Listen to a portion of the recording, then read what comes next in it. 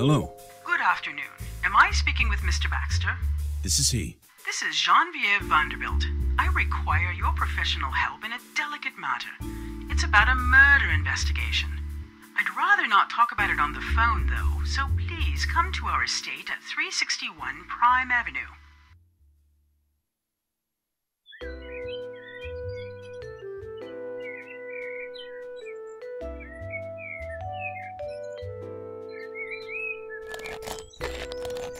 A $150,000 sports car.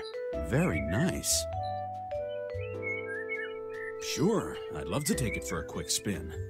But I'm missing two things. The car keys and the criminal energy.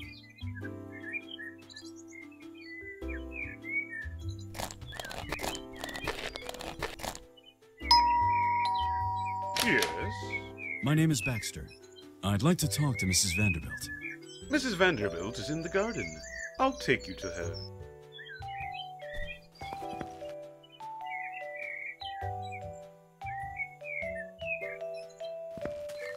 Good afternoon, Mrs. Vanderbilt. Good afternoon, Mr. Baxter. Thank you for coming on such short notice. Of course. I'd like to get straight to the point, if that's all right with you. Very much so. The sooner this unspeakable matter is resolved, the better. You said on the phone this was about a murder investigation. Exactly right.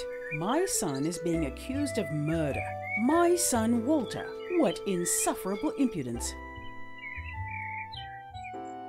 About the murder circumstances. Who was the victim? Dr. Bedford. Christopher Bedford. Bedford was my daughter Denise's fiancé. This whole matter is a tragedy for our family. First, the shameful way in which Bedford cancelled the wedding, and now this. Where and when did the murder happen? The police said Bedford was found dead in his practice yesterday morning. The murder must have happened the night before. Who found the doctor? His receptionist found him in the morning, they told me. A somewhat dim-witted little thing. No sense whatsoever of aesthetics and colors. What exactly happened? I didn't ask about the ghastly details, Mr. Baxter. I was only told that Bedford had been slain. Slain? Beaten to death. Horrid, really. And the police have the audacity to accuse my Walter of being able to do something like this to another person.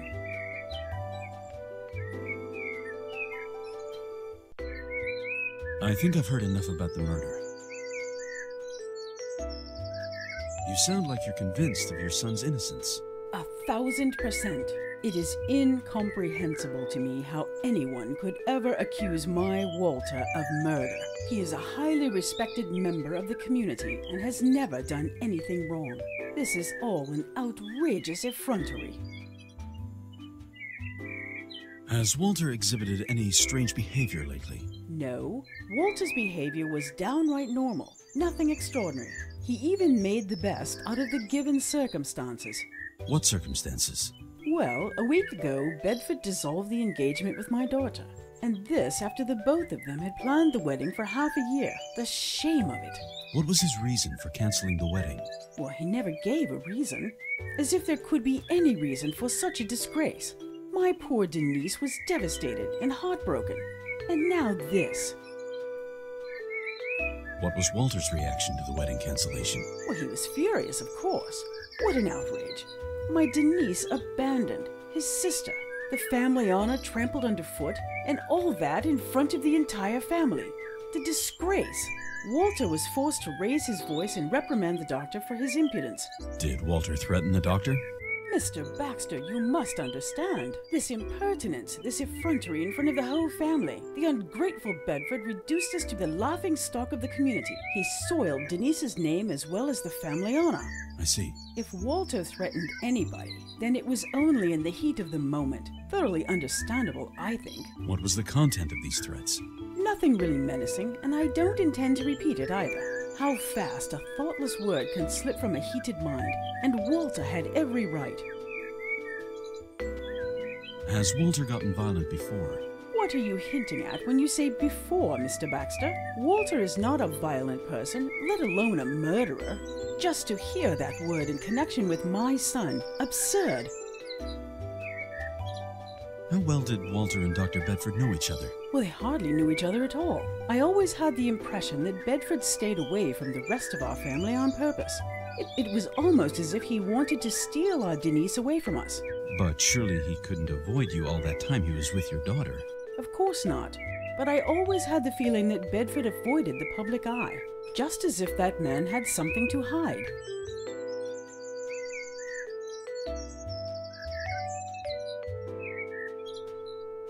What has Walter told you about the incident? Well, the truth, of course.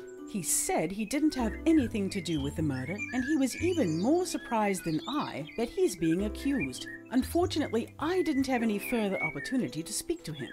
The police refused to let me talk to him. Unbelievable.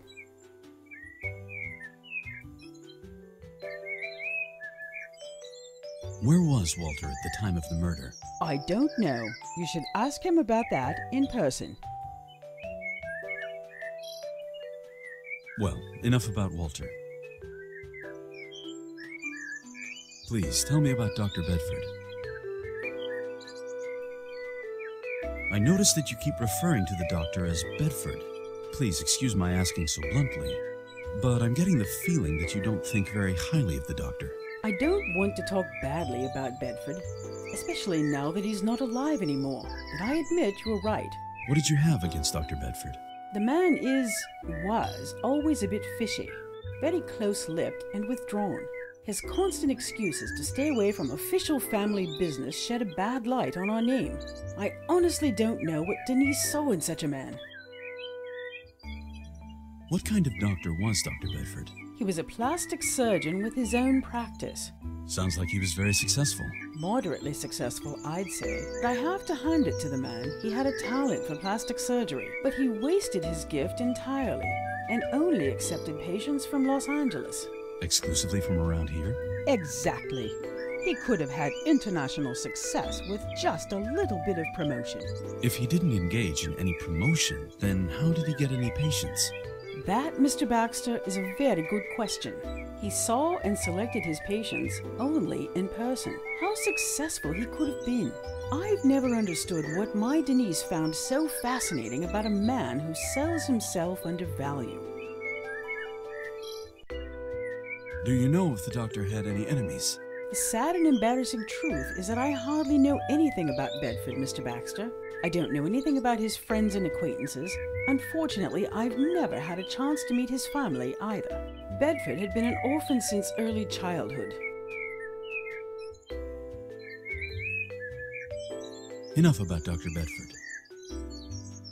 Why have you contacted my agency? First of all, I'm highly disappointed by the police effort. If you can call such a measure of incompetence and indifference effort. So the police are satisfied with their main suspect? That's right. I'll need to have a word with the chief of police. Fortunately, Brent is an old golf partner of my late husband, God bless him. Ah, yes. Furthermore, your agency was recommended to me by a dear friend, Martha Stockman. Ah, I remember. The Stockman case. How is Mrs. Stockman these days? It's Miss Meadows again. After the results of your investigation, she divorced her husband, of course. Sad story, really. Indeed.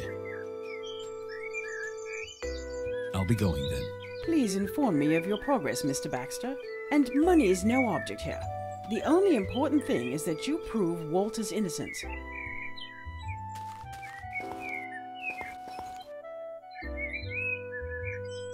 Good afternoon, Miss Vanderbilt. Hello, Mr. Excuse me. My name is Baxter. I'm a private investigator. Your mother hired me to clear up the circumstances of Dr. Bedford's death. Chris? Oh my god, Chris. How are you? I can't believe all this. Chris is dead. Oh god. My dear Chris. And Wally's in custody. This is all a nightmare. About Dr. Bedford. Did Dr. Bedford have any enemies? I don't know. No, I don't think so. Had there been anything unusual about Dr. Bedford's behavior lately? Yes, Chris had been acting strange all week. He wasn't himself. Not the man I knew. The engagement... We were engaged, and... he called it off. Chris let me down. But my Chris would never have done such a thing. I don't understand. What was the reason he gave for the separation? Reason? He said it would be better for me. He didn't say anything else. No reason and no hint. Nothing at all. I still don't understand all this. Wally was so furious. So furious. And now Wally is... oh God. Please, calm down, Miss Vanderbilt.